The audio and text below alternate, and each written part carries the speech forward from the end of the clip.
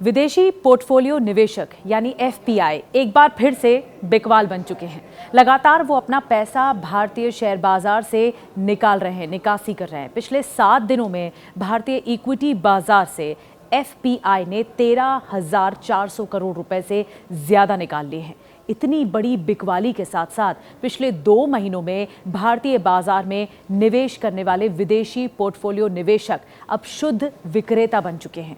Depository के आंकड़ों के मुताबिक अगर गौर करें इस पर, तो इस साल में अब तक एफपीआई ने भारतीय इक्विटी बाजार से 22,134 करोड़ रुपए निकाल लिए। ऐसे में क्या विदेशी निवेशकों का भारतीय बाजार से भरोसा उठता चला जा रहा है क्या? ये जानना जरूरी है। आखिर इस भरोसे के टूटने का कारण क्या है? क्यों पैसे निकाल रहे हैं? जानकारों के मुताबिक बैंक ऑफ जापान द्वारा ब्याज दरें 0.25% तक बढ़ाने और अमेरिका में मंदी की आशंकाओं के बाद येन कैरी ट्रेड बंद होने से अगस्त में ये पैसे की निकासी हुई।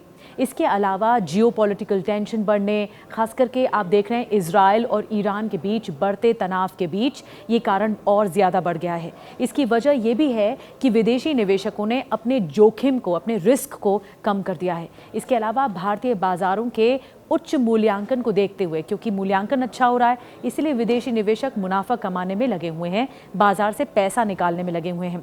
आगे बाजार में तेजी बने रहने की स्थिति में विदेशी निवेशक ज्यादा बिक्री भी कर सकते हैं। इसके लिए भी तैयार रहिए।